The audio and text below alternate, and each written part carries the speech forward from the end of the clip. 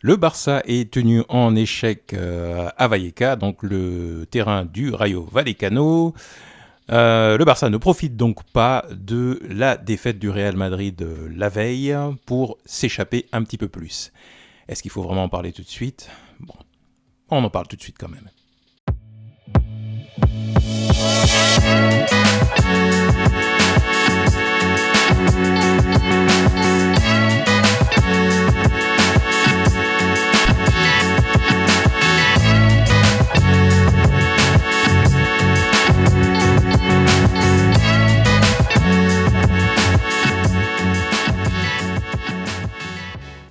Bonjour à tous, bienvenue sur Barça Today. Aujourd'hui, nous faisons le débrief de Rayo Vallecano FC Barcelone.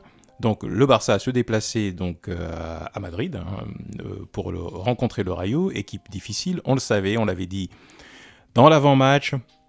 Le Rayo avait tenu en échec donc le Barça au Camp Nou pour la première journée du championnat. Le Rayo était 9e du championnat au début de ce match. Donc un milieu de tableau. C'est une équipe difficile dans un terrain difficile, on le sait.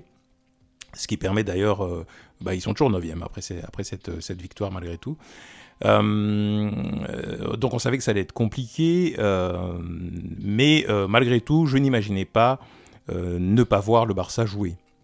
Parce que c'est un petit peu ce qui s'est passé lorsqu'on regarde un petit peu ce match, c'est que le Barça n'a pas joué. Je n'ai pas vu de Barça sur le terrain, surtout après le match qu'ils ont fait contre l'Atlético.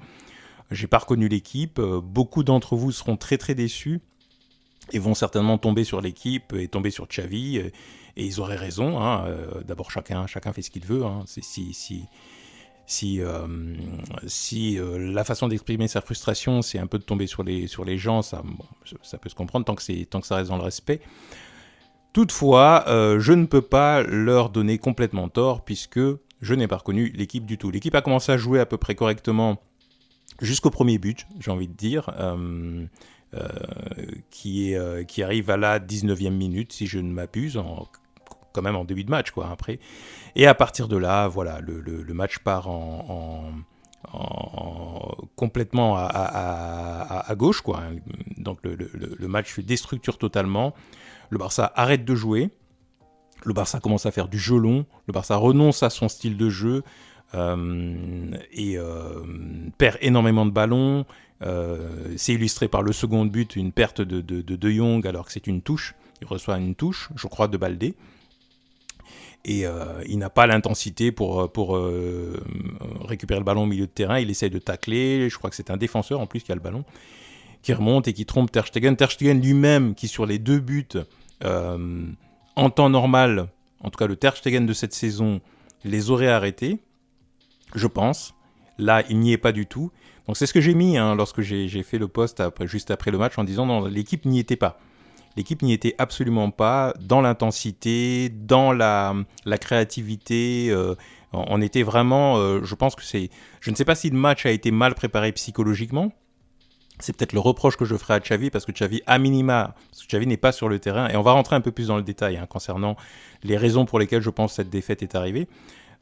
Toutefois, Xavi n'est pas sur le terrain, donc c'est pas lui qui joue, quoi qu'il arrive. Mais il y a une chose qu'il doit absolument faire, c'est à minima gérer l'avant-match, donc la préparation psychologique, mentale, etc., tactique du jeu, et pendant le match réagir correctement. Il a fait des changements pendant le match, il a fait rentrer Pablo Torre, il a fait rentrer Kessié, il a fait rentrer Ansu Fati, et on n'a pas vu vraiment de changement. J'ai vu un léger changement sur Pablo Torre, j'aurais aimé que Pablo Torre soit rentrer plus tôt, parce que je pense qu'il nous fallait des joueurs qui nous ramenaient au style Barça, c'est-à-dire la maîtrise du jeu, la maîtrise du milieu de terrain. Mais pourtant, on avait quand même De Jong et Pedri sur le terrain, donc c'était pas non plus c'est pas non plus des joueurs qui jouent avec des chaussures, des boîtes de chaussures à la place des crampons. Donc, ce sont plutôt des bons joueurs. Donc, mais bon, je pense qu'il nous fallait un peu plus de maîtrise. On a renoncé à ce jeu-là, ce qui a généré un certain nombre de difficultés pour le Barça. Donc, je suis assez d'accord. Je ne vais pas faire d'analyse statistique, d'analyse comme je le fais habituellement, égrener les stats, les compos, etc. Je pense que c'est inutile. La compo était celle que j'avais imaginée en plus, à 100%, qui était l'équipe qui avait battu l'Atlético quelques jours auparavant, en jouant bien, en jouant très bien, en jouant mieux que l'Atlético, quoi, notamment la seconde mi-temps, vous voyez. Mais bon, on va quand même essayer de sortir, d'aller un peu plus loin que l'analyse de ils sont nuls, ils n'ont pas mis de l'énergie, de la conviction. On comprend pas, ils veulent pas gagner, ils sont complètement à la rue. Je pense que bon, ça c'est le niveau, c'est le premier niveau d'analyse, hein, c'est le côté émotionnel. Après il y a le second niveau d'analyse, il faut quand même essayer d'aller un peu plus loin. Ce que j'essaie de faire en général, c'est de me dire bon bah attends, ces joueurs-là, à part Busquets qui n'est pas sur le terrain et Jordi Alba qui est rentré en seconde mi-temps mais en réaction, il y en a aucun qui a gagné une Liga. Donc on ne peut pas dire et ça fait longtemps qu'ils n'ont pas gagné un titre, à part peut-être la Supercoupe en début d'année, et c'est tout. Et c'est tout. Peut-être la Coupe du Roi avec Koeman pour certains, mais ils ont envie. Donc, on ne va pas me faire croire que ces joueurs-là n'ont pas envie. Ceux qui étaient sur le terrain ont très envie de gagner cette Liga. Ceux qui étaient sur le terrain, c'est eux qui permettent donc à cette équipe d'être en tête de Liga avec 11 points d'avance. Donc, ils ont fait les choses à peu près bien quand même le reste de la saison. Donc, on ne peut pas dire le contraire. Ceux qui étaient sur le terrain sont aussi ceux qui n'ont encaissé que 9 buts en une trentaine de matchs, en 29 matchs me semble-t-il. Donc ceux qui sont sur le terrain sont ceux qui ont fait des choses très très bien tout au long de l'année, notamment en Liga. Donc on ne peut pas dire que du jour au lendemain, pouf, ça disparaisse comme ça, ils deviennent forcément nuls, ils encaissent des buts, ils sont pas... Bon voilà. Donc il faut aller un peu plus loin que ça. Moi je pense que il y a plusieurs choses. Il y a effectivement le fait que peut-être que De Jong et Pedri ne sont pas encore tout à fait prêts pour 90 minutes ou pour être titulaires ou pour ce genre de choses. Parce qu'on l'a vu, l'erreur de De Jong, c'est le manque d'intensité. Pedri, on a vu qu'il avait du mal dans le foncier, physiquement. Et c'est normal. Il est revenu la semaine dernière, il a joué 20... Enfin, il y a 3 jours ou 4 jours contre l'Atlético, il a joué 20 minutes.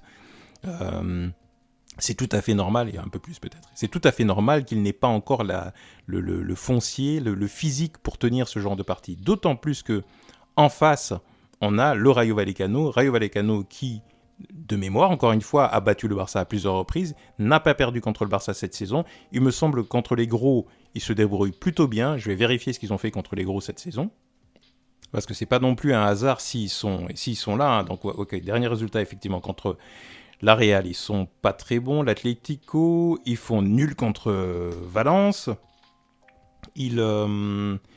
Ils font nul contre Bilbao, ils font nul contre Séville, donc c'est une équipe difficile à jouer. Hein. Ils battent Villarreal. Donc ils ont plutôt des bons résultats. C'est pas pour rien qu'ils sont 9e encore au championnat. Contre la Real Sociedad à l'aller, ils font match nul. Ils sont pas trop mauvais. Ils battent le Real Madrid 3-2 en novembre dernier. Ils font nul contre l'Atlético au match aller, donc en octobre dernier. Bref, le Rayo n'est pas une équipe facile à jouer, il faut bien se dire cela. Leur terrain est compliqué, vous avez pu voir hein, les dimensions qui sont beaucoup plus petites, ce qui explique d'ailleurs en partie un petit peu le jeu long compliqué de Araujo. Je pense que les questions de distance sont importantes. Les joueurs sont très près du public, enfin, le public est très près de joueurs, les terrains est beaucoup plus petit, beaucoup plus intime. Les dimensions sont à l'opposé du Camp Nou. Donc voilà, donc, je ne cherche pas d'excuses. Mais on ne peut pas juste s'arrêter en disant ils ont été nuls, ils n'ont pas été bons, ils n'ont pas envie de gagner la Liga, il faut jeter la moitié de l'équipe. Ça me paraît être léger comme explication. Il faut quand même essayer de creuser, d'aller un petit peu plus loin. L'équipe du Rayo est intense, elle est très difficile à jouer, et elle a l'habitude de faire des résultats contre les grosses équipes. Le Barça a ses torts, évidemment, parce qu'ils ont manqué d'intensité. Ils ont certainement mal préparé le match d'un point de vue mental, parce qu'ils sortaient d'une victoire contre l'Atlético. Peut-être ils ont pris ça un peu à la légère, mais je pense que ça va au-delà de ça. Le terrain est ce qu'il est. L'arbitrage, évidemment, on ne va pas en parler, mais bon, voilà, c'est ceux qui ont vu le match comprendront. Ce n'est pas un hasard si c'est cet arbitre-là qui est choisi au moment où le Real perd et il y a 3 points d'écart que le Barça peut prendre en plus. C'est pas un hasard pour moi, donc ça me semble assez clair.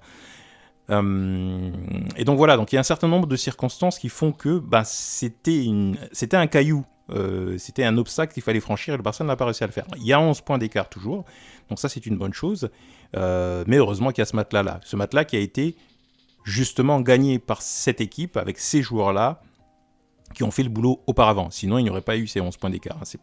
N'allez pas me faire croire que c'est le Real qui perd tous ses matchs. C'est pas vrai. Le Real est à peu près au même rythme que la saison dernière, en termes de points gagnés et de matchs gagnés. C'est juste le Barça qui est au-dessus cette saison, et qui, notamment en première partie de saison, a très bien fait le travail. Espérons que cette hémorragie s'arrête maintenant, que ça serve de leçon, mais c'est déjà plus la première fois. Hein. D'ailleurs, souvent, et je le dis souvent sur cette chaîne, quand le Real perd des points, le Barça perd des points juste après. C'est une sorte je sais pas, c'est ce qu'ils font habituellement. Il y a une sorte de pacte entre les deux. Je ne sais pas. Psychologiquement, on n'a pas encore complètement l'état d'esprit du leader, du champion. Et c'est peut-être normal aussi, parce que ça fait 3 saisons qu'on n'a pas gagné de championnat. Donc, ces joueurs-là ont un petit peu cette crainte, je pense. Ils ont un petit peu les pieds qui tremblent. Ils se posent la question, est-ce qu'on conserve le matelas? Est-ce qu'on y va à fond?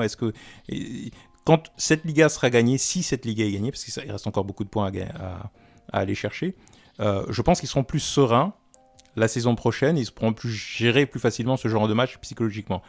Parce que d'un point de vue qualité intrinsèque, il n'y a pas photo entre les deux équipes. Mais le Rayo savait ce à quoi ils jouaient, ils n'avaient rien à perdre, ils y étaient à fond, ils étaient sur leur terrain, et le Barça a très rapidement renoncé à son jeu. Et c'est là où j'en veux à Xavi, une fois n'est pas coutume. Xavi n'a pas réagi. Xavi aurait dû leur dire, écoutez, vous continuez à appliquer les consignes, à jouer court, même s'il y a de l'intensité en face, à faire confiance à nos schémas de jeu. Et le Barça a passé 80-70 minutes à balancer le ballon, quoi. Et donc quand on perd son identité de jeu, on ne peut pas aller chercher la victoire, ce n'est pas possible. Donc ils étaient en réaction. Alors qu'ils auraient dû, une équipe comme le Barça doit imposer son rythme, doit imposer son jeu. C'est pas grave si on est mené 1-0, ce n'est même pas grave si on est mené 2-0. C'est arrivé même à des grandes équipes du Barça. Mais si vous appliquez votre schéma de jeu, si vous faites confiance à votre style de jeu, eh bien, petit à petit, en combinaison, avec le pressing, etc., avec les sorties de balles propres, vous arriverez à remonter, les buts et pourquoi pas avoir la victoire à la fin. Mais quand vous ne faites que lancer des ballons en avant pour que quelqu'un comme Pablo Torre ou comme Gavi qui font 1m60 les récupère, et puis voilà, pour le moment, Araujo, au niveau du jeu de pied, c'est pas encore Van Dijk, quoi. Donc a priori, il va lui falloir un peu de temps pour acquérir ces qualités-là. Donc voilà, donc très mauvais match du Barça quand même en conclusion. Très très mauvais match. Un Barça qui n'a pas joué pour moi, qui ne mérite pas la victoire pour le coup. Ce n'est pas terminé, il faut que Xavi réagisse, il faut que l'équipe réagisse, il y a des circonstances atténuantes. La Liga est dure à aller chercher, c'est pas pour rien que même avec Messi, ça faisait 2 saisons qu'on n'avait pas gagné. Donc c'est tout, il faut se faire une raison et il faut donc espérer que contre le Betis, contre Séville, effectivement, ça aille beaucoup plus... qu'on retrouve notre identité de jeu et qu'on puisse retrouver 3 points d'avance parce que sinon, petit à petit, le Real va commencer à y croire. Donc voilà, dites-moi ce que vous avez pensé de ce match aussi. Frustrant, c'est vrai, je peux le comprendre. Je suis curieux de lire vos commentaires. Et on se retrouve pour une prochaine vidéo sur Barça Today.